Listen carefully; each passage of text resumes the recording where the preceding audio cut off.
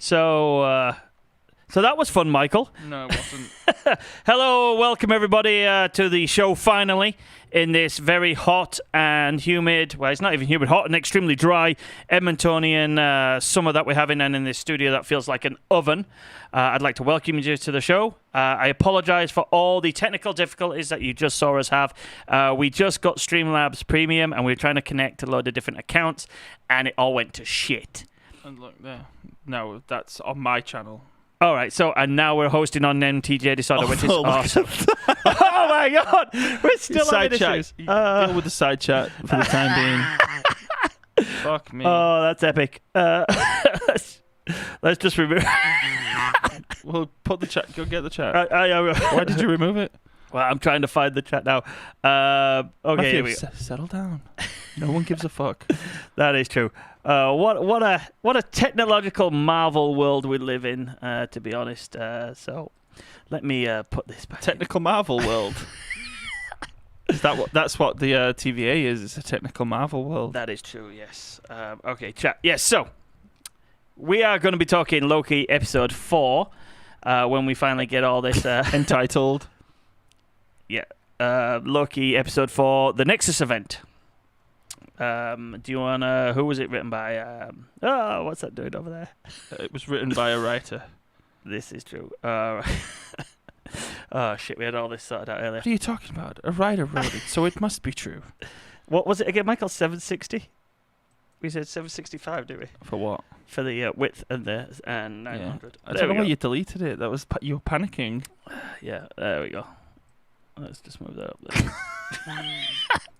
This is the height of... Crop it out, though. The height of professionalism, I think you'll find. We are the most professional people on the internet. The interwebs that you will see. That'll do. It was 675. It won't do. Come on.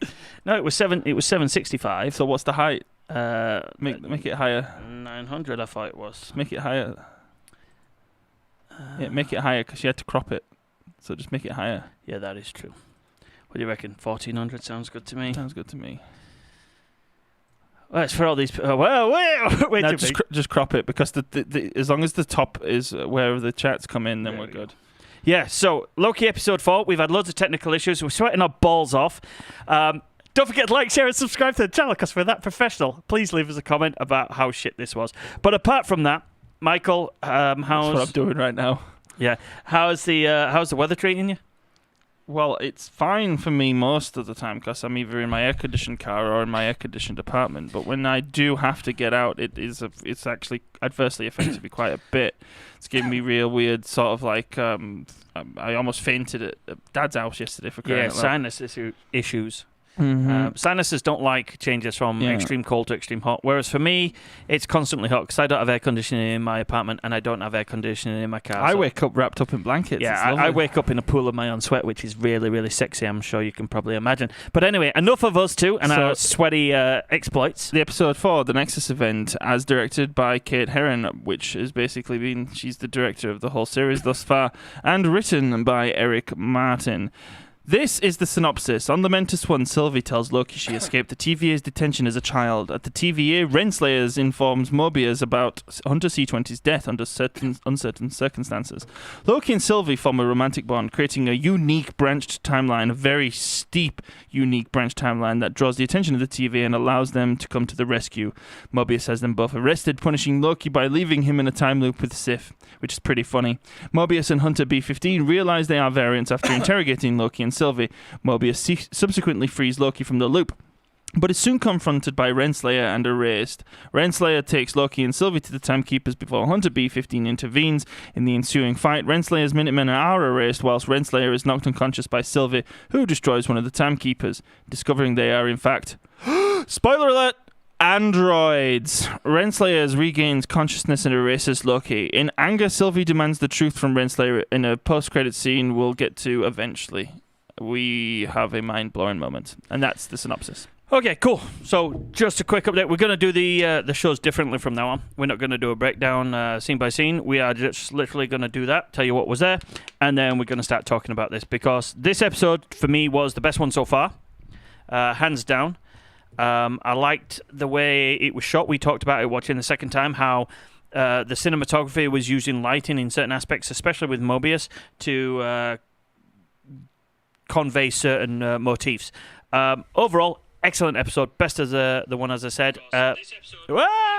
Stereo. Hands down. Michael, your overall thoughts? Yeah, best one so far. But it just keeps striking me just how good the writing is, because no matter how much we try to predict, we're mostly wrong. And that's really cool and unprecedented for TV in this 21st century. It's really very rare that you actually find a show where you don't know if someone's going to die. And which is funny, because with a character like Loki, who is literally wearing Always plot dying. armor. Yeah, no, his plot armor is he can't die. It's you have moments in this show, and none more so than in this episode, where the stakes are increased tenfold. You have moments where you genuinely feel that characters are gone, and you're like, oh shit. And Game of Thrones style, you're like, nobody's safe in this show. Well, that was and was also it. no timeline is safe. Nothing is safe. This episode really hammers home the fact of how. Bringing the written word to the movie theater, it's sometimes in the film's best interest to get rid of the most disturbing stuff. Thanks, Looper. What the fuck? Facebook ads. Thank you, Why is Facebook. Facebook putting ads on our videos? I have no idea. What a bunch of wankers. They are a bunch of wankers, because this is our first ever live stream on our Facebook page. Instantly. So, do you get instant monetization on Facebook? I have no idea, but they're instantly scraping our one viewer. Motherfuckers. Do you though? I don't know. You must get monetization from the get-go on Facebook. Maybe. Anyway, I'll just. No, where was I? I can't remember, but I was somewhere important. Well, I'll say something that was about that. Well, but you asked me what my thoughts. Well, no, because I'm hoping this will jog your memory. So, like you said, I was to me, the MCU. Yeah, my MCU is the inverse of Game of Thrones. Like you said, in Game of Thrones, anybody could die. The MCU was kind of opposite. Oh, all yeah, our favorite exactly what I heroes was gonna were say. indestructible. They were never going to die. This episode really hammers home just how unpredictable the story really is. Well, I have to agree with you there. We saw all the crazy-ass theory crafting during WandaVision, and a lot of it turned out to be true with Agatha. I've not seen anything, theory-wise, of Loki that's realistically 100% come true. Except a couple of things that We've had themes that have kind of been... Well, I mean, right, we knew the TVA were variants. and they were evil motherfuckers. No, you said that. I added more nuance to it. That there's not really any. There's no evil here necessarily. We still don't know now. Well, this episode started off with a very mustache twirling it was evil a complete scene. obvious homage to the man behind the curtain in Wizard of Oz. As soon as I saw that just before the credits roll, when she goes to see the timekeepers, quote unquote, and like the eyes start glowing red, I'm like, that's a little bit like on the nose. This is the they're like floating on chairs like the future guys from Bill and Ted. Be excellent to each other. And it's just the whole setup of the timekeepers was like, yeah, this is clearly campy and this is not what's going on here. But again, though, the unpredictability of the show is there, but it doesn't mean that some things aren't predictable. Well, no, because I said that I thought that the timekeepers were like the man behind the curtain, Wizard of Oz kind of thing. The fact that there was only 3 of them and you never even really got to see them, kind of thing. Within 2 episodes as well, I already knew that the whole like character development thematics of Loki was going to be building him in, tearing down his ego, and building him into more of the person we know him to be, which happened over the course of several movies. And that's what's been going on to this point. Well, I pointed out to you the point where he became the Loki that we all love. Hello, Faris. We found on... there's a point in this where I said to you, Loki's now become our Loki that we all love. And that was a point where Mobius finally realizes that the TVA is evil and that he's a variant and all that, and he runs back in, and Mobius says to him, I don't know the exact words, but it was along the lines of, you can be whoever you want to be. You can also be a good. I don't think anyone's ever told you that. You could be a good guy, whatever. Yeah. And that's the point where the variant Loki has now transitioned to our Loki that died in Infinity War, and he's now a good guy, but still with his mischievousness. Isn't it funny to think that it's essentially soft rebooted two characters from the same movie who were introduced in the same movie? Because Thor was essentially a soft reboot in Ragnarok, and now we've had a soft reboot of Loki in this TV series. That's why I was truly immensely shocked when he got pruned at the end. I was like, oh wow, okay, so that's it. This was all a setup for Lady Loki. And that was it. You pointed out to me that a lot of the current MCU characters are being not recast, but reinvented with new variants of themselves who are female. We got female Hawkeye. Well, Hawkeye's going to be passing on. We got female the scepter. Thor. Thor's passing on the scepter. So you were like, there's going to be a She-Hulk. Yeah, and you were like, Captain America's passed on the shield. Like, it's all about like setting up rebirth. Newer variants, for lack of a better term, of the characters that we've already come to love. So now I want to touch upon on how this episode, like you mentioned at the beginning, is really good at not sending obvious signals and shocks you. So when I was watching this the first time this morning, before we watched it again, when they pruned Mobius, I was like, fucking hell. Like, they just pruned Owen Wilson. Yeah, to me, it was like a Ned Stark getting his head chopped off moment. And especially who ordered it, because we had the scene where he was sat with his chum, and throughout the series, they've kind of made out that there might be a little bit of like emotional connection, that they might be they're constantly flirting with each other. Except for me, in this specific episode, every time we saw Renslayer on screen, I felt that she was full of shit. Like, she was honestly, like, it just seemed like, I'm not sure if you've ever known like a pathological liar before, but pathological liars love to talk. They love to converse because it takes away from the fact that they're trying to deceive you, and that's the impression I got from every moment we had her on screen after we'd seen the intro. Yeah, so we haven't even talked about the bit before the credits. Oh, we'll come to that. Yeah, go on. Ferris says female Iron Man as well. Yeah, I think Iron Man's daughter will become female Iron Man. But carry on, what you're saying. Iron Lady. No, I think she should still be called Iron Man because she's in the Iron Man armor. Sure. I don't know what was the saying.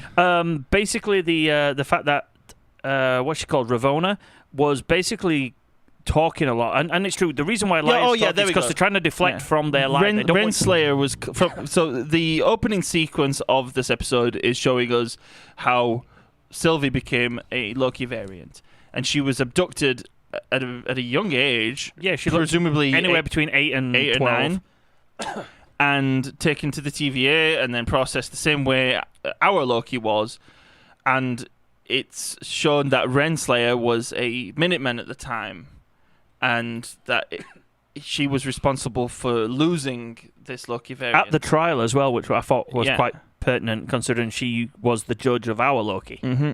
So with that in mind, that sets you up for being a little bit suspicious of Renslayer throughout the rest of the episode, and so I was very hyper aware of that. So every time I saw her on screen, especially in conversation with Mobius, I'm like, man, this is just like obviously like a bullshit story. Like you can't kid a kidder. I just knew like she was trying to pull wool over his eyes. But I feel that she's so bought into the Kool-Aid of the TVA. She's so indoctrinated. Whereas I don't even think she's a variant.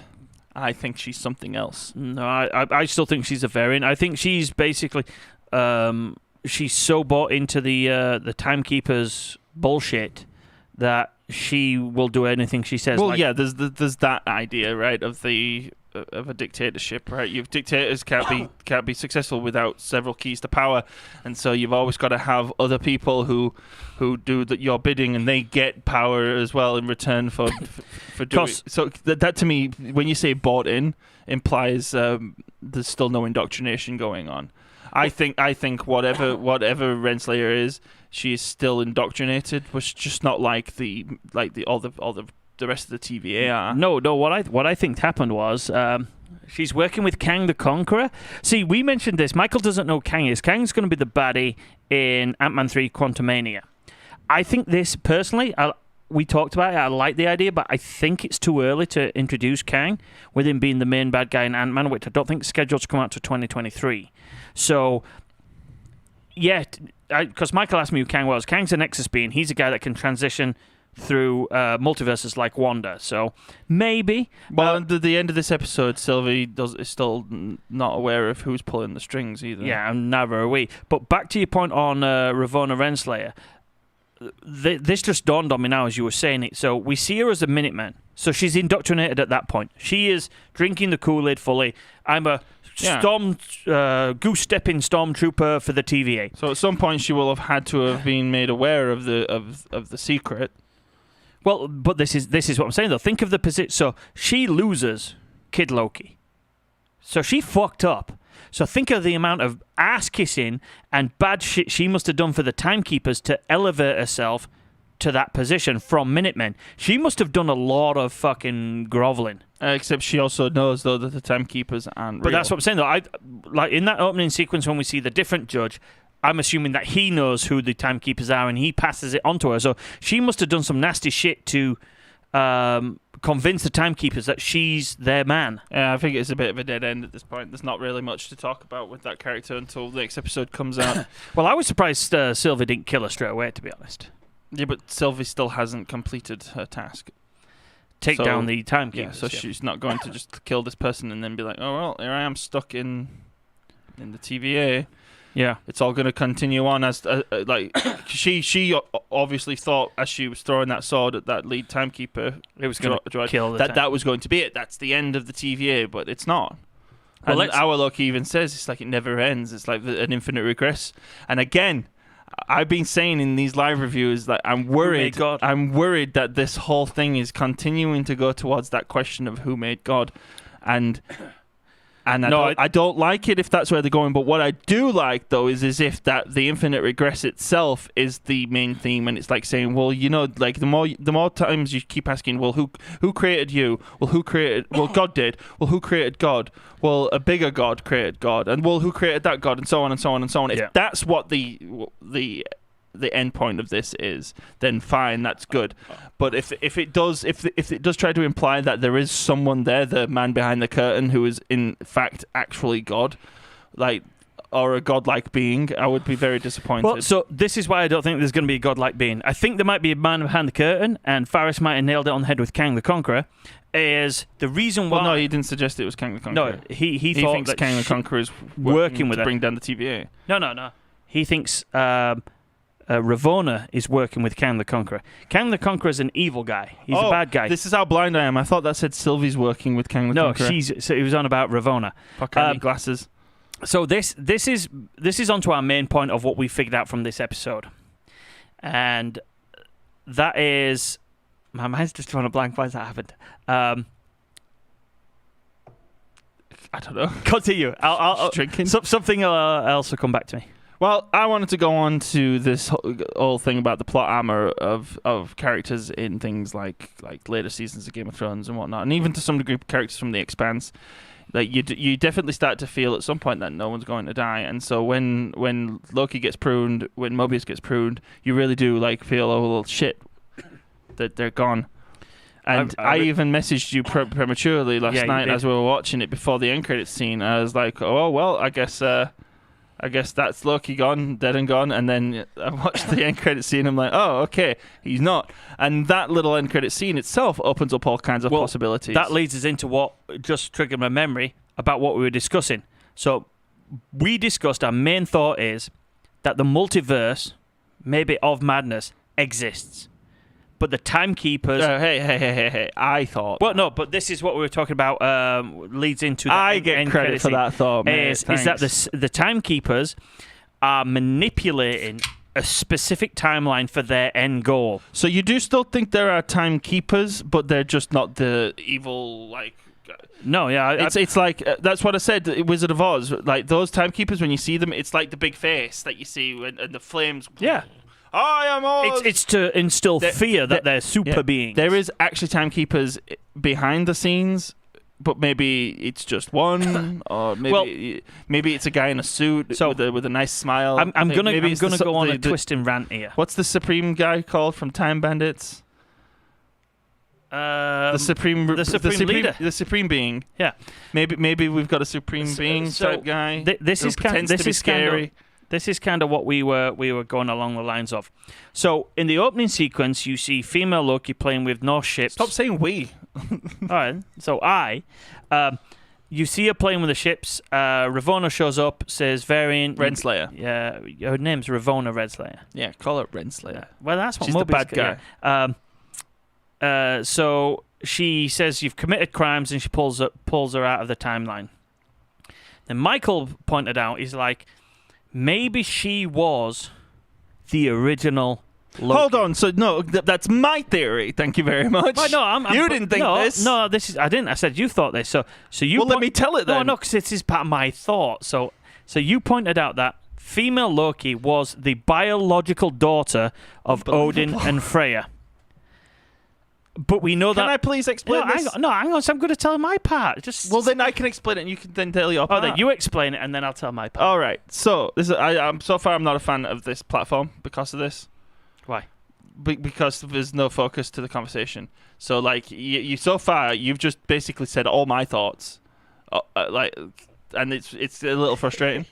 So basically, what I'm thinking is that I've had this problem with understanding whether or not it can make sense. And I know it's a fucking Marvel property; it shouldn't make sense, but makes sense that there can be a female Loki.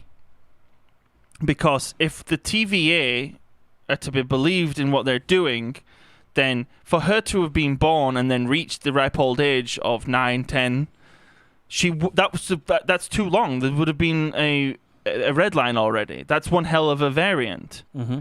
So, my theory is that she is the biological daughter of Odin and the goddess of mischief, Loki, the goddess of mischief. And in our timeline, because the timekeepers don't want it to be that way, they need our Loki.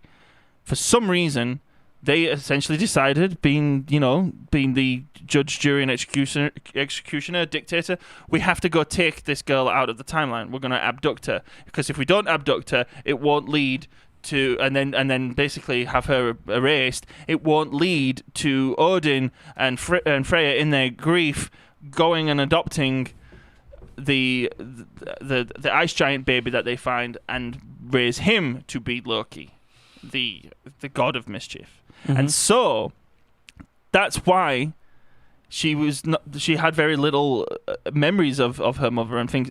When they were having their conversations in the previous episode, there wasn't much for her to go on. But it just to me it makes more sense if that was the case, if that she is the real Loki, she's the real blood relative of Odin and Freya. And now this ties into my theory. It's Frigga as well, not Freya. Is Matthew. Frigga? Yeah. Well, we'll have to have a look. The female Loki, the biological daughter of Odin, was never supposed to be the mistress of mischief. Well, not in the eyes of the timekeepers. No. She was going to grow up and have a completely different future and probably be more like Thor.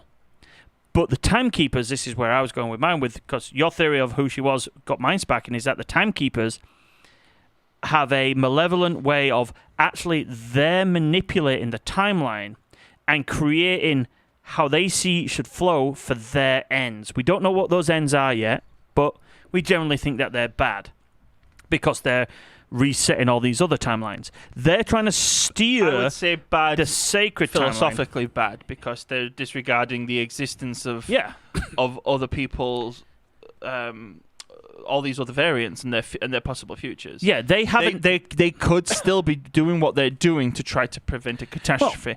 Well, like ends justifying the means. That type of thing. They've basically got the same not motif. What am I thinking of? Motive as. Yeah, same thing. No, it's not. Same motive as Thanos. They see their endgame as being just and the right way to go. And the only way that they can get to that means is by the sacred timeline having the frost giant, Laufey's son, becoming Loki. And the only way to do that was abduct Sylvie as a child, like you said, to make Odin and Frigga traumatized by it and adopt him. So they manipulated time So basically, that's all they've been doing this whole time. The multiverse exists already. They're doing what they're trying to, what they're saying they're trying to stop doing. People manipulating time. This theory that we'd had prior, that the multiverse. Well, I mean, it's kind of in the text of the show that the multiverse is something that is on the brink whenever these variant tangents happen. In my opinion, that's the propaganda. What really happened was, at the end of whatever this war was, is the multiverses decided to live in peace. And go their separate ways. But in order to live in peace, they had to be separate from one another. Now, whoever's in charge of the so-called sacred timeline is kind of fucking with that dynamic.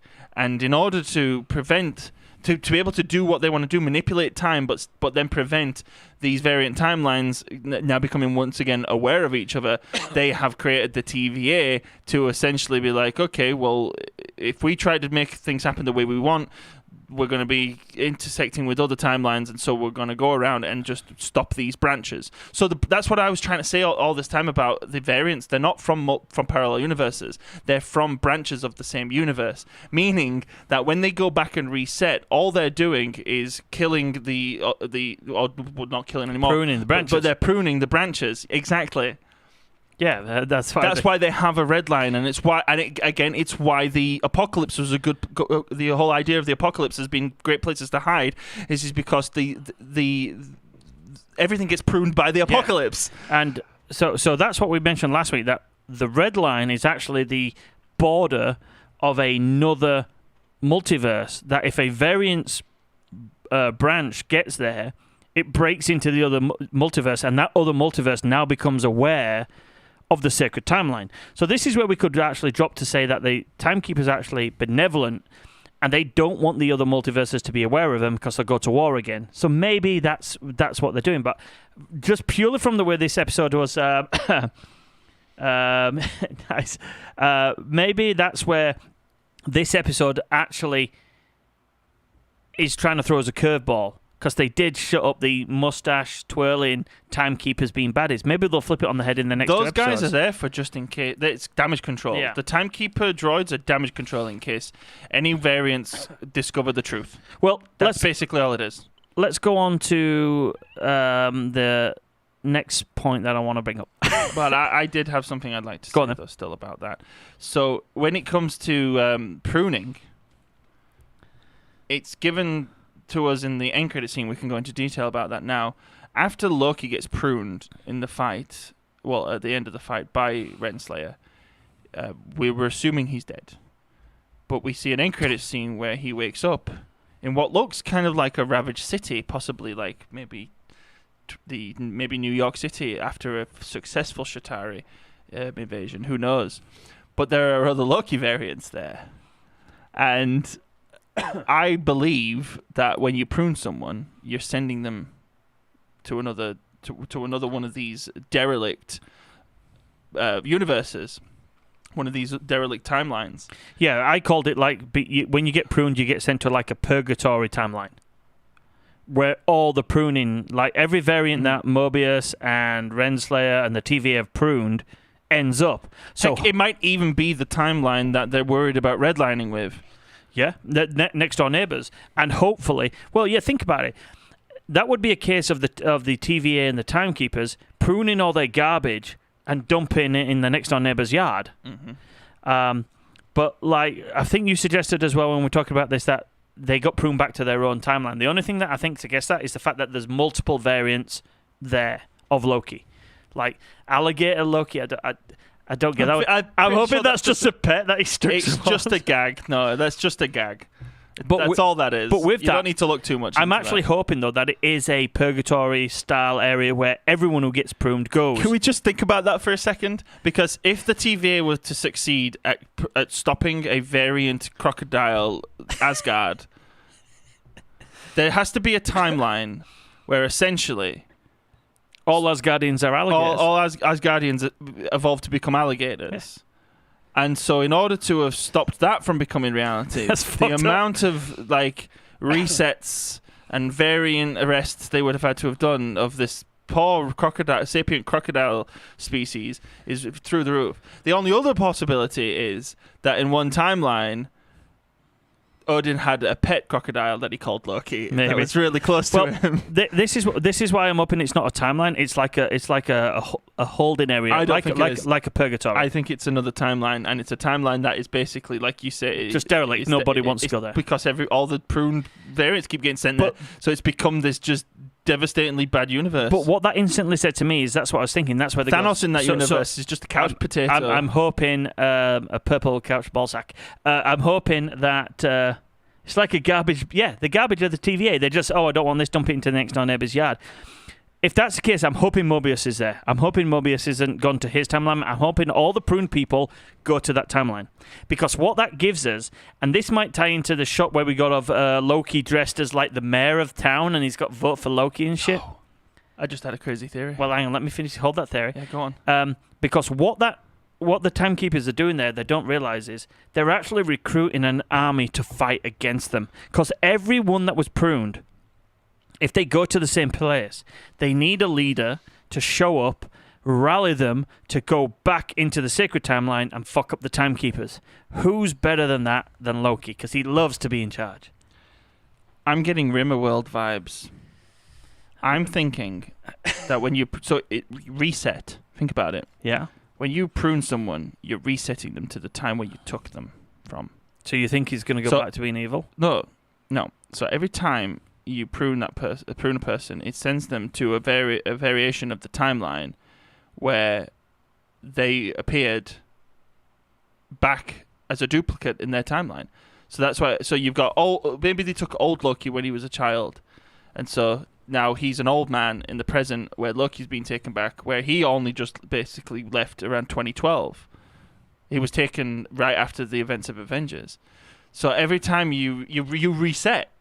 But every time you reset, you're creating a timeline with duplicates of all these different people that they took from different timelines. Yeah, I'm with you. One might say it's madness. Yeah, I'm half with you there. I think basically what the TVA and the timekeepers don't realise what they're doing. That would be sweet. A talking alligator? Well, I suppose we've got a talking raccoon. Maybe he's one of the Vindicators. He was the only Vindicator to survive, was the crocodile guy. No, he didn't. Yeah, he did. No, the crocodile guy gets crushed. Oh, he does, yeah. No, Mr. Poopy Butthole was the only one to survive. No, the chick, she runs off. She's going to come back in season 5 anyway. Anyway, back to this. I think that what the timekeepers, I don't even think they realise they're creating an army. I don't even. But if you take what I just said, it's not just one army. Oh yeah, you'll have an army of Mobiuses probably. Yeah, because he's been pruned 5 or 6 times. Yeah, or maybe more. Maybe a million. Maybe every time he starts to look through jet ski magazines, Renslayer starts to get, oh God, we've got to keep those magazines away from him, guys. So anyway, I think we've covered the episode. Just onto a bit of theory crafting, and I want to throw you a question. Have we though? Yeah, not much else happens. Oh no! Other than the fact that Loki and Sylvie basically fall in love. Okay, so we missed so much. I don't like this. I don't like this format. Let's cover the creepy topic, because it's not creepy. No. If our theory is true, it's not creepy at all. Because she's a real person. Well, that's just it. If our theory is wrong and she is a Loki, it is a bit icky. Is it icky? To fall in love with yourself? Most people need to fall in love with themselves to live a happy life, if you ask me. Well, it's funny because Mobius... It's kind of an allegory for mental illness, really. It's like you got to love thyself. Mobius throws it at him that it's supreme narcissism to fall in love with yourself. What was the major theme of this episode? Do you remember what I pointed it out to be? That you're never alone. No. But the theme is loneliness, and like the sadness of being alone. And so, in order to become happy with who he is, and not be alone anymore, he needs to become in love with himself. Kinda. It is. It's a complete depression thing. Self-esteem. Yeah. That's the main theme. He even says that to Sif, that he doesn't want to be alone. Well, no, she's saying it to him at first. Yeah, but and kicking him in the balls, and then it happens enough times that he's basically starts to realize that she's right. If we go with the theory that Sylvie is a true Asgardian, the Nexus event that is so damning to the sacred timeline could actually be the fact that Loki both Loki and not really Sylvie, but Loki himself. The reason that branch is so steep is the fact that now Loki actually cares for somebody other than himself. Because all the way through the MCU, even when he's kind of being nice to Thor, he's still out for himself. Never in any of the iterations where we see Loki does he really give a fuck about anyone except just before Thanos snaps his neck. And the reason that didn't create a variant is because for him it's an apocalypse. He's about to die. And that's what they wanted anyway. That was meant to be. Yeah. According to the timekeeper. So the fact that the Nexus event on Lamentus is so damning to the sacred timeline is because Loki finally finds someone that he cares about more than himself. It's not, just so happens to be himself. It's like no one can understand Loki except for Loki himself. That is true, but we also don't believe Sylvie's a Loki. In the terms of Laufey's son, just to be clear, there's nothing really like in the text of this episode that suggests that she isn't. No, and that's my theory. But I'm going based on the fact that to me, it don't make like I want this to make scientific sense because I'm one of those obsessed nerds, and I've got to like I'm the one who was picking on you for complaining about a helicopter not flying correctly. Yes, correct. And I was telling you can't do that. It's Marvel, whatever. Like, and now you want quantum physics to make sense. I want it. Well, because they start throwing terms like quantum physics around, quantum realm, all this sort of stuff. I want them to understand that if they're going to use the Hugh Everett's interpretation of quantum physics, the many worlds interpretation, as a backbone for their universe and their storytelling, they need to accept and admit that this isn't really a possibility. A female Loki variant, the moment she was born, would be a variant if Loki was supposed to be male. And the moment Loki was a crocodile, that's why I say that has to just be a gag. Yeah, they can't be. They're just going. So who's the black guy then? Exactly. And he looks like he's holding a hammer. And who's Hulk Loki? But Hulk Loki looked like Loki, so maybe that was a universe where he just got hit by gamma radiation. Yeah, exactly. All I'm saying is that this is just a theory based on my nitpicking of science in a fucking Marvel show. The reason why I think your theory though holds water is I think the writing. Okay, it's not a theory; it's a hypothesis. Oh, sorry, a hypothesis. Thank you for correcting me. It really makes me feel great. I'm correcting myself. Is I think the writing of Loki falling in love with Loki is a bit too weird for the MCU. I just don't see that kind of writing going that way. Like Mobius points out that it's weird. She did say she was adopted, but remember, she also touched his brain and saw into his memories, so she could have just been using that as when did she say she was adopted? She said she'd known from a young age when they're on the train and Loki's getting drunk in the last episode. She's like, oh yeah, they told me early on, I've known since I was a kid. They didn't tell you? But she might have been using that just as a jab at him. Again, that wouldn't make sense. Why? Because the TV is already outlined what their logic is. Yeah, it breaks the internal logic that of the a female snow giant was adopted, or as Loki. or just that even if there's a Loki who found out young, a Loki that lived an entire life. Because what makes adulthood. Loki is finding out in Thor that he's a frost giant. Yeah, I don't know. I might be searching too hard for plot holes here, but that doesn't seem like. Well, no. As I say, though, she might have been using that as against him because she. And that's why I say it's not in the text. This is stuff you've just got to. But the text is actually. As far as I've been saying this from episode 2 onwards. As far as what the show is telling us, Sylvie is Loki. Okay, so as far as the show showing us that, but as far it's not done much to tell us otherwise. No, as far as Sylvie telling us, every opportunity she gets, she says, I'm not a Loki. Every opportunity. Don't call me that. I'm not a Loki. No, she doesn't say I'm not a Loki. Yes, she does. No, she says don't call me that. No, she actually says in episode, I think it's 2 after me. I don't think she uses the words I'm not a Loki. I'm not a Loki. Yeah, she goes, don't call me that. I'm not a Loki. In the supermarket. Okay, well, there's some subtext, I guess, that suggests again, that she's not Loki. The show doesn't show us it. She does. Well, no, but everything from the show is saying she's a Loki. She's a Loki. She's a Loki. She's the one who's saying I'm not a Loki. Hold on. She's part of the show. Well, no, what I'm saying is the background of the show and everything else from the show is saying that the show is telling us that she's a variant of Loki. The text is telling us that she's, but she's not. But she's part of the text. Right, so I'm trying to think of a better way to explain I know this. what you're saying, but I'm just you're not explaining it properly. Right, so she's basically showing No, I every know what you mean. every single chance she says, I'm not a Loki. So she's saying she's not a Loki. So if you were to just listen to her, she's not a Loki. So your theory would hold a lot of water. That's what I'd said when I was trying to claim that Yeah. she was Wanda. But she's definitely not Wanda. But I'm not. That's irrelevant. That's not why I brought that up. Yeah. We're talking about whether or not the text of the show is explicitly pointing out that she's not a Loki. Okay, so the text from the TVA's point of view is telling us she's a Loki.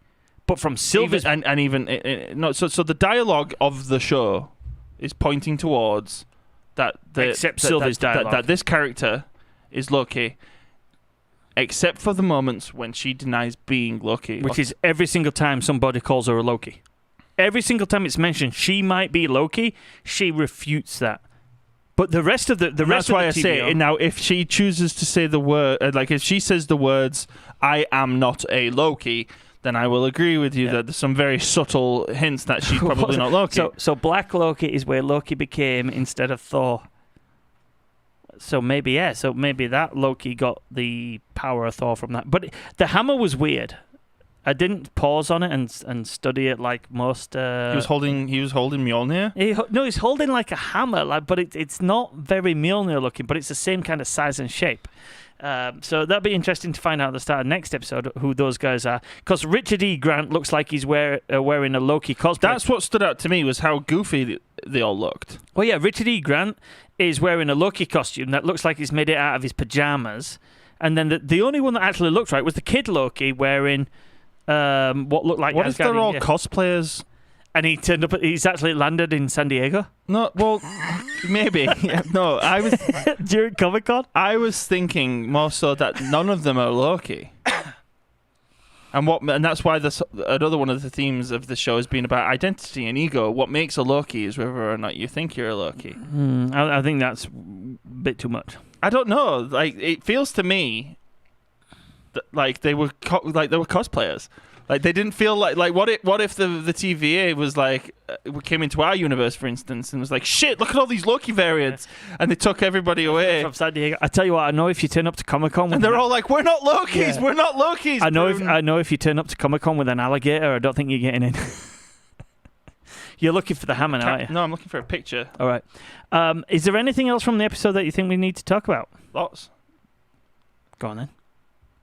The whole Mobius finding out and the entire character development of the character in the episode. So I think the Mobius thing though was, I loved how he'd embraced our Loki to the point where when he caught him at the beginning of this, he was pissed. There it is. That he basically says you betrayed a friend. No, it looks like a hammer. Yeah. It is definitely a hammer. But it looks like a pretty cool hammer though. But it doesn't look like Mjolnir, which is weird. But it's the same kind of shape. He also is he's wearing like fur and stuff, and I don't think we can write too much or think too much into those characters until next week. They're just not on screen enough. The kid doesn't really look like Loki, like you were saying, other than that he's got like Loki horns. Yeah.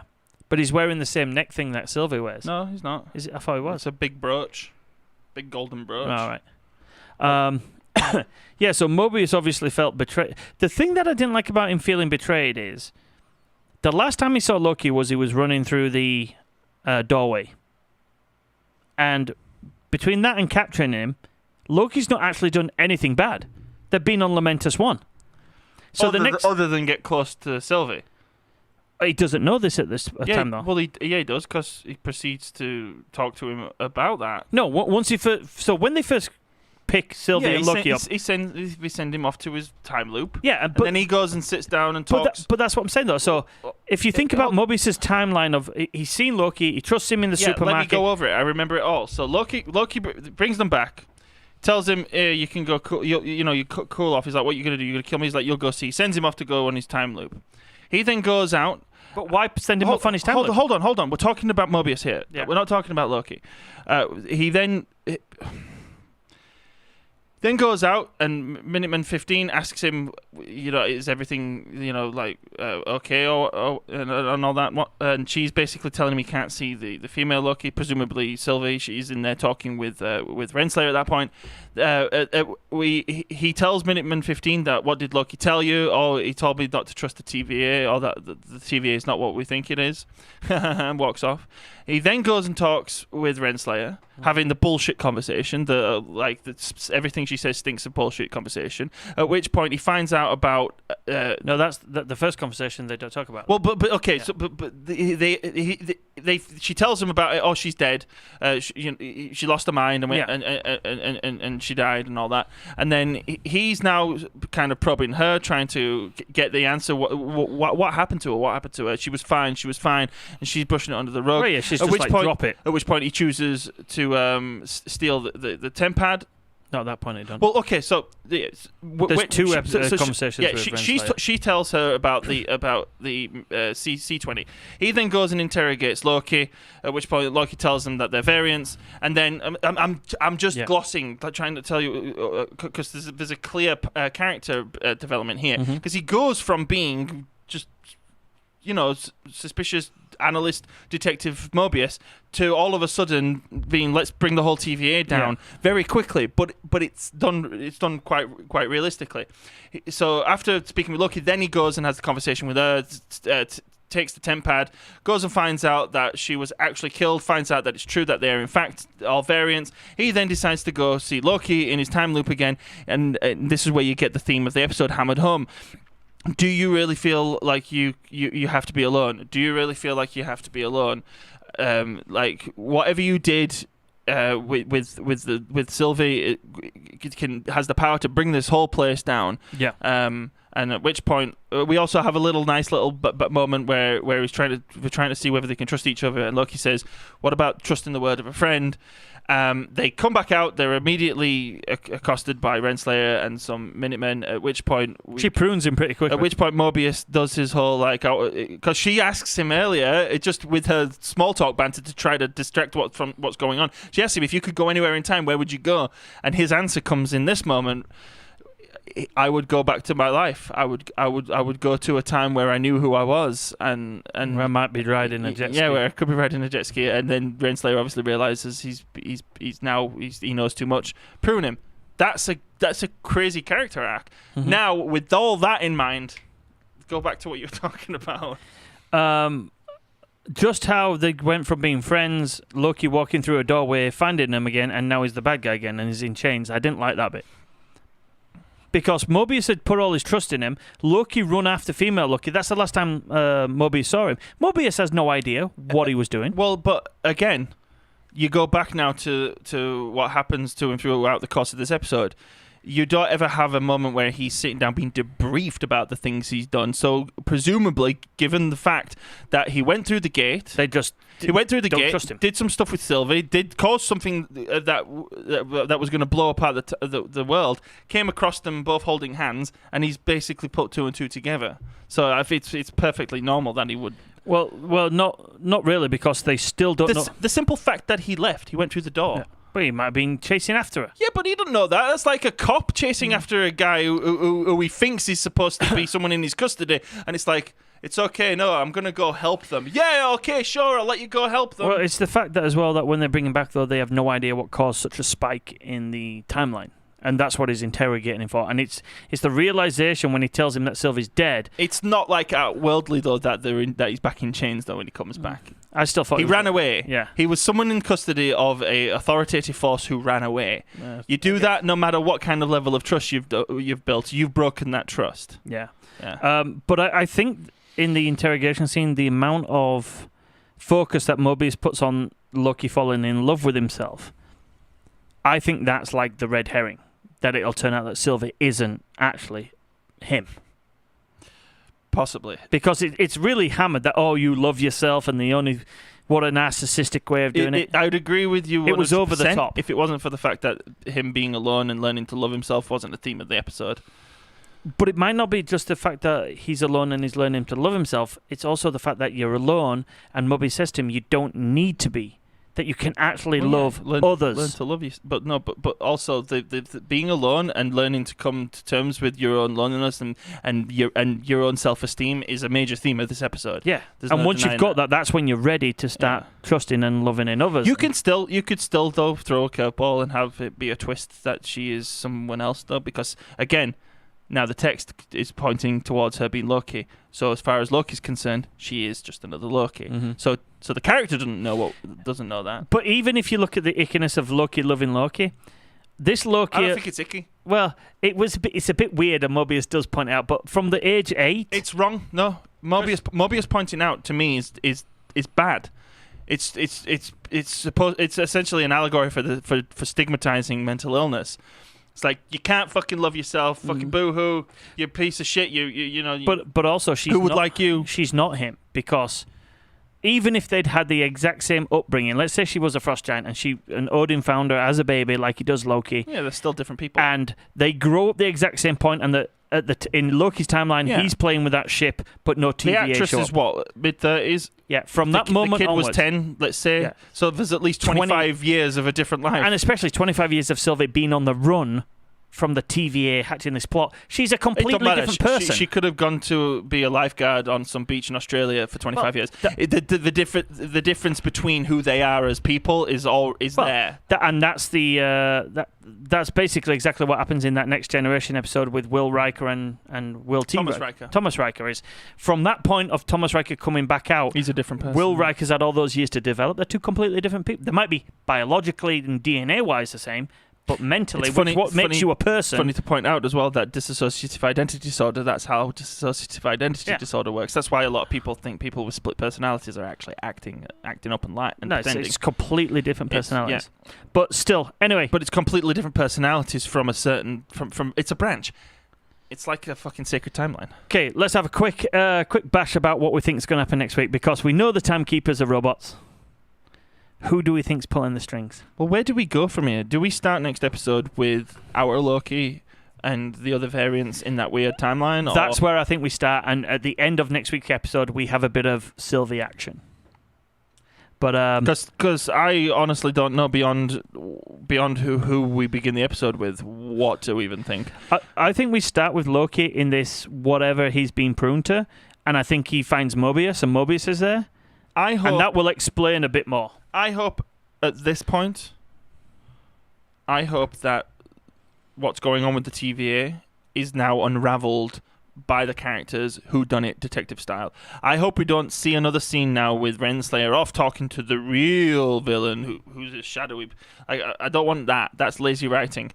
From now on, for the remaining... Because this is the penultimate episode. Yeah, it's 2 more episodes. So there will be... 2 more. Yeah, so there will be a crazy, cliffhanger plot twist at the end of episode 5, or it could even be like a big 2-parter for the finale. I think this will be a 2-parter. I think this next episode will set up them going to fuck up the whatever the Timekeepers are. I want it to be Loki and Sylvie finding out what happens. No, however, Sylvie's still with it'll be Renslayer. Loki and Mobius.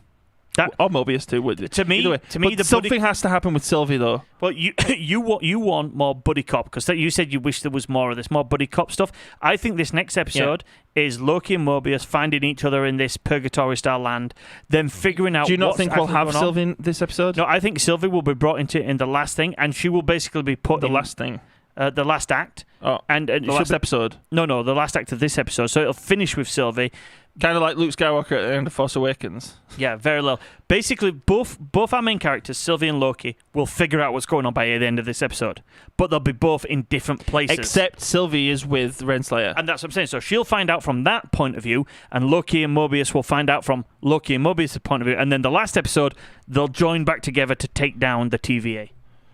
Be interesting...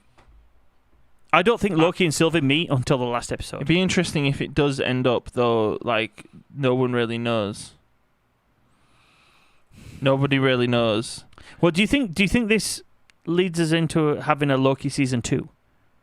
Or would you... Maybe. I'm still of the belief that all the Disney Plus Marvel shows are basically the same series. So we're now in season 3 of the Marvel Cinematic Universe Disney Plus series. Man, how they could have squeezed Hawkeye into this shit? Well, because it fits perfectly into the model of the MCU, because eventually we might have an Avengers event where Loki, new Hawkeye, Falcon and Captain Falcon and the Winter Soldier, and White Vision and Scarlet Witch are all going to have to team up together or something. I don't know. That's the new Avengers. That's a wild hypothesis, absolutely. But yeah, how do you think the next 2 episodes are going to go? So I've told you mine. I think Sylvie and Renslayer, she's going to I don't know. and then Loki and Mobius in this purgatory area, they're going to do their bit and find out, and they will come together at the end for the finale. Well, that's episode bombastic. 6. Yeah. I have no idea. I can't even begin to say anything, because to me, this is again a testament to how well written the show is. That sounded boring, and probably won't be in any shape or form what actually happens. But no, because most of our theories have been Exactly, and that's why I'm not going to even attempt, because at this pussy. No, because at this point I can't tell you anything compelling enough. I can only tell you something like what you just said, which is there's no detail, there's no juice to that at all. That is just like, well, probably. Well, no, because we're going to find out where Loki is. That's going to be the juice of the next episode. Where is Loki? Where is Mobius? What is this place that they've been pruned to? Okay, so you want to know essentially my outlandish Go on, ideas. yeah. Well, you thought that female Loki was Wanda. That's pretty outlandish. So I think that universe is essentially a garbage pile for all of the Lokis that have been wanted, and only the Lokis. I think it's because this kind of falls into your purgatory theme. It's a post 2012 Chitauri invaded New York, where essentially Loki has succeeded, and the world has just fucking gone to shit. Mm-hmm. And all the Lokis are all tearing each other up. That's probably why these 3 Lokis like, you better come with us, because maybe there's a whole bunch of like Mad Max style Lokis who are all on the way to kill him and whatnot, and there's like the Super Loki sitting at the top. No, he'll become the Super Loki. Well, yeah, I mean, and you look again now. I think of him. Just walk away. Yeah, I think of Loki in his suit and whatnot. See what I mean? This is probably not going to be the thing, no. but I'm an imaginative person, so I'm always going to come up with crazy, outlandish ideas, because I like to think about that sort of stuff. I think you're kind of right, but I don't think it's just a land of Lokis. Yeah. I think it's a land of prunes. And meanwhile, Loki himself. Well, okay, I can go that way too. Loki himself, however, is going to just sort of become the ruler of this place. Yeah, that's what I said. He's wanted leadership. Yeah, and that'll be what that episode is all about. And Sylvie will only show up maybe at the end to be that's exactly what I said. No. Maybe. I don't even think she'll show up. Okay. It isn't anything like what you said. No, I think she'll be in there for like the last 5 minutes. You said that we're going to find out this is the land of prunes. And that'll be the main story. And then Sylvie's going to unlock the secrets of the TVA, and they're all going to come together in episode 6. And but the main that's meat, just basic. No, the main meat of the story was going to be Loki on the land of prunes. I'm telling you literally what I think's going to happen. That's going to be the name of the episode. Yeah. Loki and the land of prunes. Yeah. I'm literally telling you what I think's going to happen in this episode. He's going to have a regression into becoming like, yeah, here I am. I'm the god. I finally in a universe where the fucking Chitauri succeeded, and now I'm the king of Earth. I don't think all this, Chitauri. and then maybe Sylvie. Well, no, but whatever. That's just that's semantics, Matthew. Stop semantic warring me. Then when and if Sylvie shows up, she's gonna be like, you got to come with me. Where Back to the Future. Yeah. It's about your kids, Loki. No, she's going to eventually show up again, having figured out the secret of the TVA, and have to try to get him back on her side. But wouldn't it be better if he doesn't have aggression? Well, and actually, maybe. But actually, it leads from a point of heroism. Maybe he's actually a good guy, and he sees that doesn't have a disenfranced Mad Max world. Do you want to hear my theory or not? Well, no, I'm just saying. It's either a very dystopian sort of episode, or it isn't, and we quickly resolve and get back to them both being together, and this army of prunes taking down the TVA. No meat at all. Episode 5 will be entirely no development at all on the TVA plotline. That's where I want to see it happen. And if I'm really going to be outlandish, I feel like episode 5 is going to be a big mindfuck episode. It's going to be very, very Rimmer world. I don't think it is. And only once we get through to episode 6 now are we like, okay, now we've got to finally end this show and bring down the TVA, which is where it's been leading. But I like your idea of a dystopian purgatory where all the prunes go. But rather than Loki regressing, I think it's going to be more character developed for him of him actually being the good guy. Yeah, all right, sure. That's why I was saying, like, I can't tell you what's going to happen because the only thing I can give you is outlandish imagination gone wild stuff. I can't tell you what's going to happen because this fucking show is so damn good. Where does Mephisto fit into it? Yeah, what did I text you last night? Like, this fucking show is lit, man. Yeah. It's such a good TV series. So do you think in this Purgatory era, Mephisto is the leader? No. My only lament about this show is that it's only 6 episodes. Yeah. So I would have loved to have had at least a 3 to 4 episode arc at the first half of the season of Mobius and Loki being buddy cops, becoming friends and whatnot first. Isn't this a flip side, though? Like, with Falcon and the Winter Soldier, I just wanted it to end. Well, yeah, it's 6 episodes with really lazy writing, and it's not. And now I just don't want this one to end. Six episodes with really good writing, it's not enough. So 6 episodes with lazy writing, it's more than enough, and even to the point where you just don't care. 6 episodes with really good writing, it's not enough. You need more, and I do lament that because I do feel like it would have been better if we'd have had more of a development between Mobius and Loki. Well, maybe we get that in the next episode. I really hope that the prunes all go to the same place and Loki finds Mobius.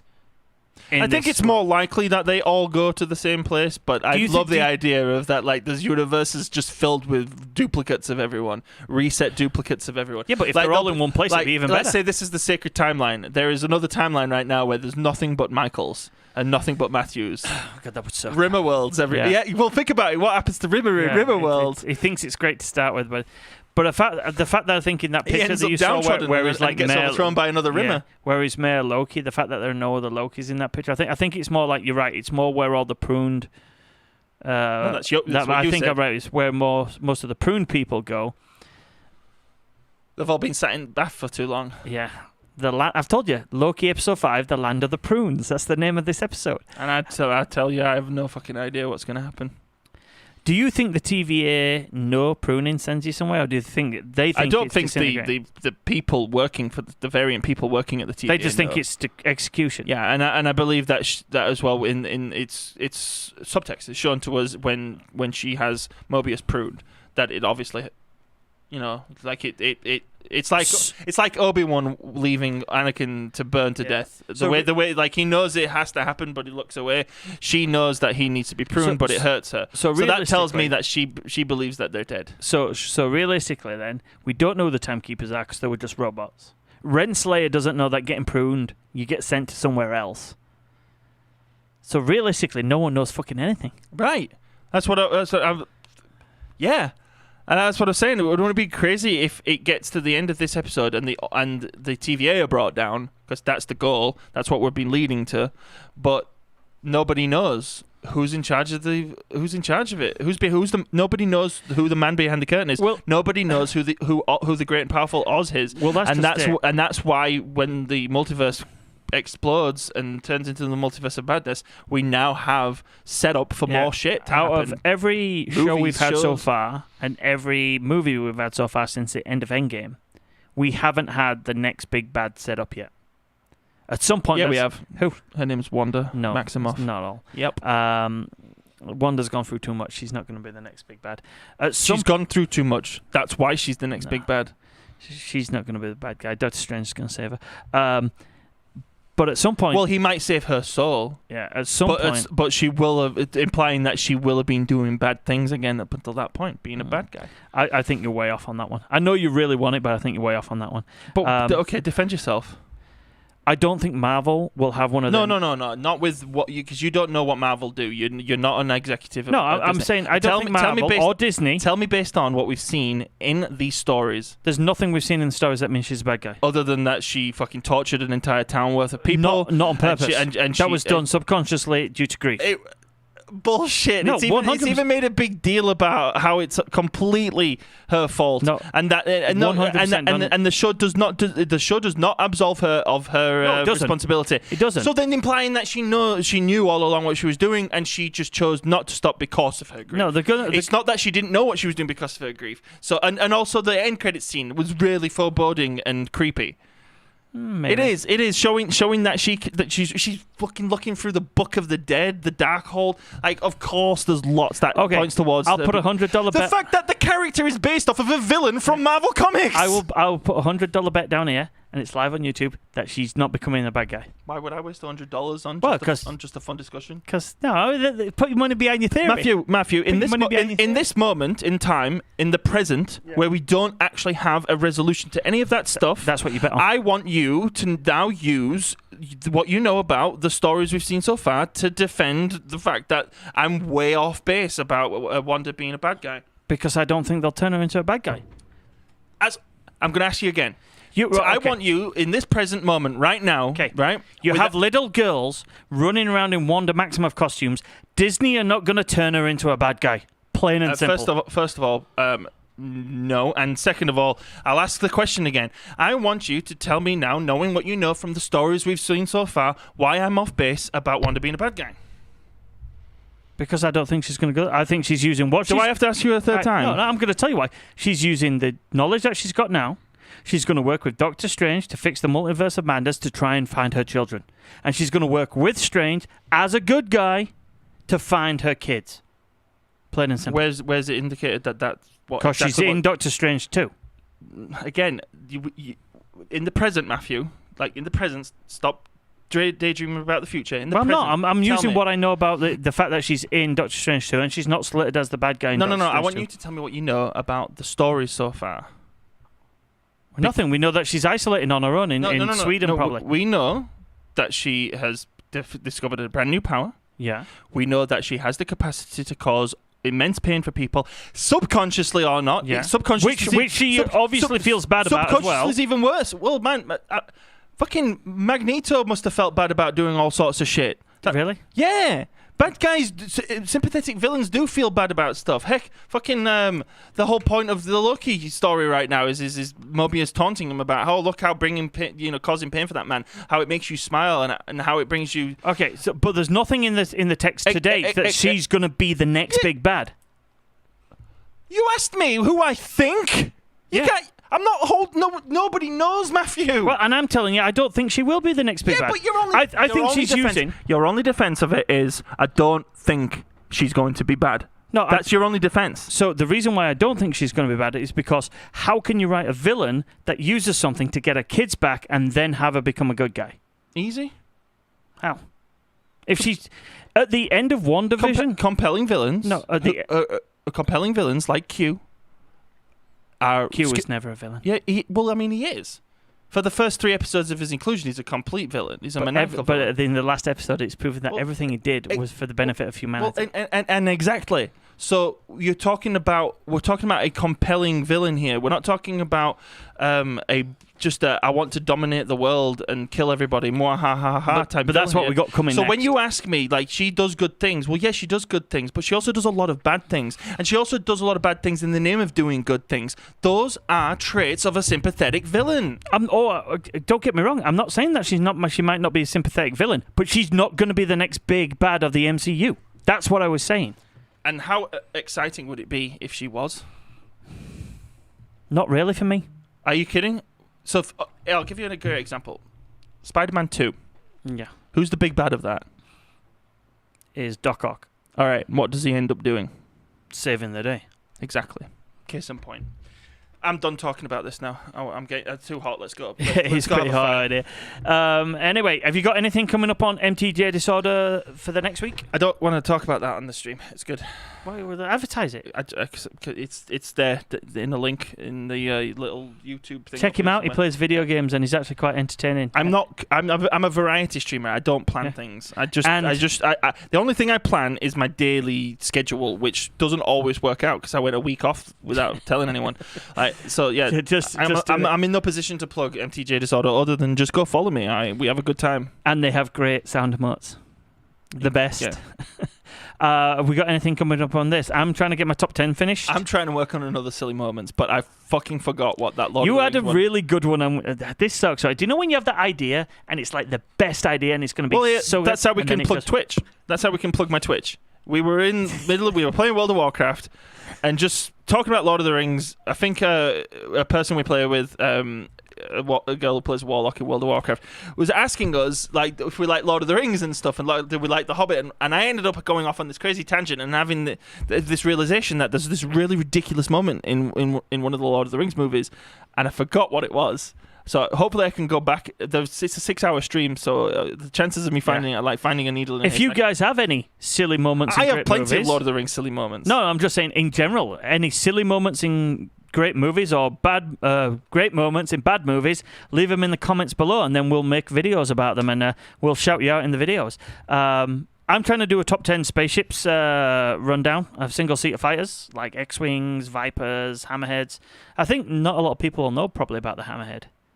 It's one of my favourite out there. 'Cause It's kind of like Firefly, in it, that show that got cancelled before it way too early. Before I had a chance to finish what it was doing. Yeah, so that should be hopefully coming out within the next week, depending on how hot it is, because my studio area has no air conditioning, and it fucking sucks to sit in here and try and do stuff on the computer. But apart from that, thanks for joining us. Anything else, Michael? No, just don't forget to like, share, and subscribe to the channel if you haven't already. Hit that bell notification icon to be informed when we're going live again. And until next time, bye-bye. Have a great night. Good night.